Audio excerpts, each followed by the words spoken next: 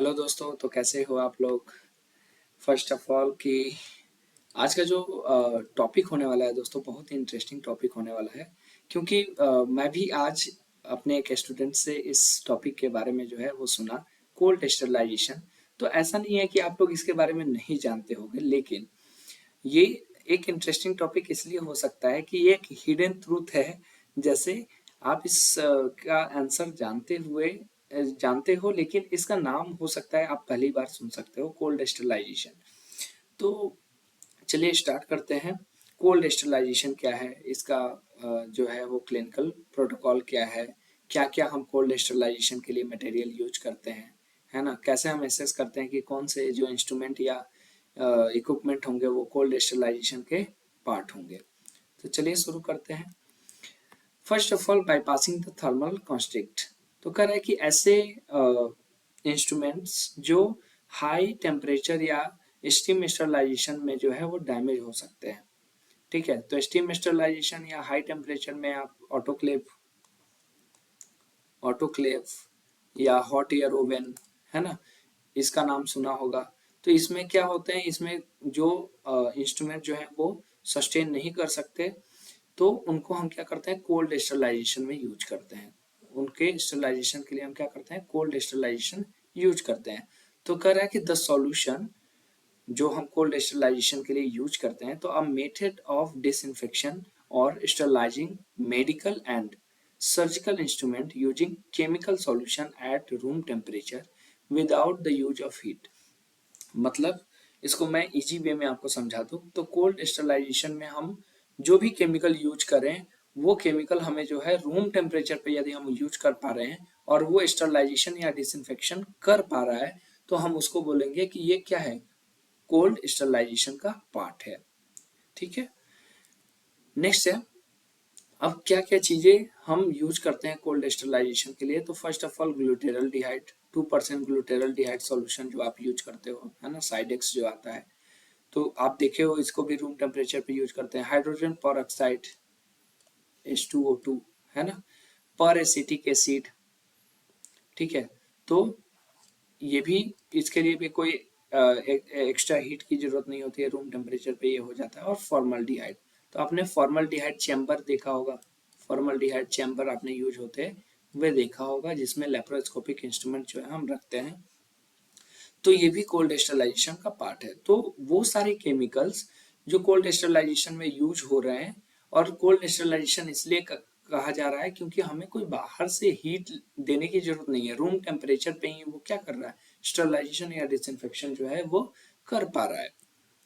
Next, microbial destruction and time barrier.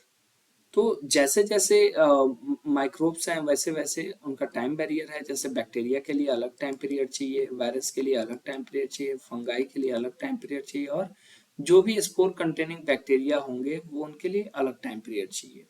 तो सबसे ज्यादा आपको स्पोर कंटेनिंग बैक्टीरिया के लिए जो है टाइम पीरियड चाहिए, वो उतना ज्यादा समय लेंगे स्टरलाइजेशन के लिए। आइडियल, अगर हम इक्विपमेंट्स की बात करें जो कोल्ड स्टरलाइजेशन के पार्ट बनेंगे, तो इसमें endoscopes, rubber instruments, catheter, plastic equipments और फाइबर ऑप्टिक इंस्ट्रूमेंट और डेलिकेट सर्जिकल इंस्ट्रूमेंट्स जो हाई हीट में क्या हो सकते हैं, ब्लंट हो सकते हैं, है ना, या क्रोज हो सकते हैं। तो उनके लिए हम क्या करते हैं दोस्तों, हम कोल्ड स्टरलाइजेशन चुनते हैं। Clinical application and procedural trade off की बात करें तो एडवांटेजेस क्या है, तो suitable for heat sensitive items, simple and economical, सस्ता होता है और इजी यूज कर सकते हैं, नो हीट डैमेज, और useful for complex instruments. Disadvantages क्या है, तो टेक्स लॉन्गर टाइम। अगर हम हीट सेंसिटिव जो प्रोसीजर्स हैं, जैसे ऑटोक्लेव ले लिया आपने या हॉट एयर ओवन ले लिया, है ना, इनसे ज्यादा टाइम इनमें लगता है। नेक्स्ट है, टॉक्सिक केमिकल्स है, तो इनमें केयरफुल हैंडलिंग जो है रिक्वायर्ड होती है, और केमिकल रेसिड्यू में रिमेन। तो जो भी आप इक्विपमेंट बाहर निकालो, तो उसमें उस पर्टिकुलर जो गैस आपने यूज किया है या जो भी आपने केमिकल यूज किया, उसका केमिकल रेसिड्यू हो सकता है, और उससे जुड़े कॉम्प्लिकेशंस आपको देखने को मिल सकते हैं। Next one is 7 step immersion cycle क्या है? तो फेज 1 जो प्री इमर्शन प्रिपरेशन हम देख रहे हैं, इसमें क्या है दोस्तों? तो first of all clean the instrument thoroughly. Instruments को केमिकल में इमर्स करने से पहले, डुबो के रखने से पहले, स्टरलाइज करने से पहले या डिसइंफेक्ट करने से पहले आपको इंस्ट्रूमेंट्स पे लगे हुए डेब्रिज, जो भी टिश्यू कंपोनेंट्स हो या ब्लड हो, है ना, तो उन्हें थ्रोली जो है आपको क्लीन करना होगा ताकि वो मिट जाए और अच्छे से स्टरलाइज हो सके। नेक्स्ट आपको क्या करना है? ड्राई द इंस्ट्रूमेंट प्रॉपरली, और उसके बाद आपको इंस्ट्रूमेंट को जो है वो अच्छे से सुखाना है।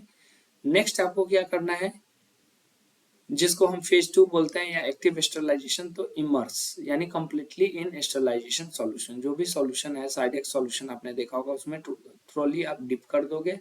Next, keep for recommendation exposure, मतलब किस प्रकार का है, जैसे 10 मिनट से लेके,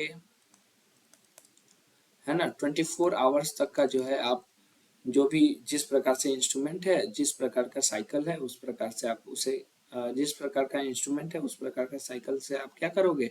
टाइम पीरियड अप्लाई करके उसे डिसइंफेक्ट या स्टरलाइजेशन करोगे। नेक्स्ट है 5th नंबर की रिमूव। तो यूजिंग स्टाइल टेक्निक, है ना, आपने देखा होगा कि एक दूसरे इंस्ट्रूमेंट के सहारे से हम क्या करते हैं, जो भी डिप इंस्ट्रूमेंट होंगे उन्हें निकालते हैं। अब इस किस इंस्ट्रूमेंट से निकालते हैं ये हमें कमेंट में आप बतलाना।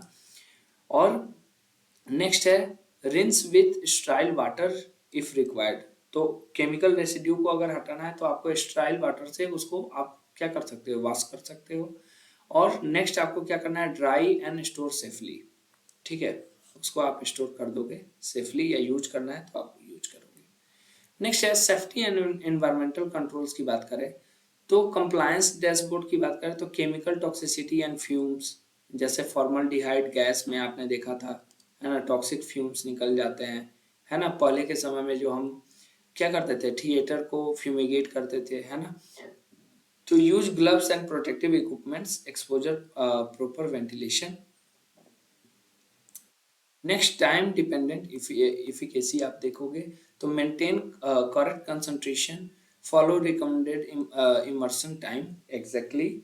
और नेक्स्ट है हजार्डियस हैंडलिंग एंड रेसिड्यू, तो करें स्टोर केमिकल सेफली और rinse thoroughly with sterile water. Next है cold sterilization, the cold sterilization matrix. तो करें इसमें एजेंट जो हम यूज करते हैं, तो एजेंट का नाम आप पहले पढ़ चुके हो, glutaraldehyde, hydrogen peroxide, peracetic acid और फॉर्मल्डिहाइड। द टारगेट तो हीट सेंसिटिव आइटम्स या कॉम्प्लेक्स एंड डेलिकेट इंस्ट्रूमेंट्स। और साइकिल समरी तो clean and dry, immerse and wait, जो भी टाइम पीरियड लगेगा, और remove and rinse and store. और जो गोल्डन रूल है वो क्या है, तो time is the only barrier against spores, मतलब अगर स्पोर कंटेनिंग बैक्टीरिया है तो आपको उतना ज्यादा समय देना पड़ेगा। नेक्स्ट है concentration and ventilation dictate safety. Next है economical process and requiring rigorous handling. तो आई थिंक आपको ये कोल्ड स्टरलाइजेशन जो है वो समझ में आ गया होगा, किन तरह का एजेंट का उपयोग करते हैं, कौन कौन से इंस्ट्रूमेंट या इक्विपमेंट का उपयोग करते हैं, और इसके क्या बेनिफिट्स हैं। तो ये स्टरलाइजेशन का ही एक अभिन्न अंग है जिसको आप जानते हुए पहले से जान रहे होंगे, लेकिन ये जो वर्ड है आई थिंक ये आपके लिए जो है वो नया होगा और आपने कुछ सीखा ही होगा। तो चलिए आज के लिए इतना ही दोस्तों, मिलते हैं नेक्स्ट टॉपिक में, नेक्स्ट लेक्चर के साथ। तब तक अपना ख्याल रखें, पढ़ाई करते रहें और वीडियो को सब्सक्राइब और शेयर करना ना भूलें। बाय।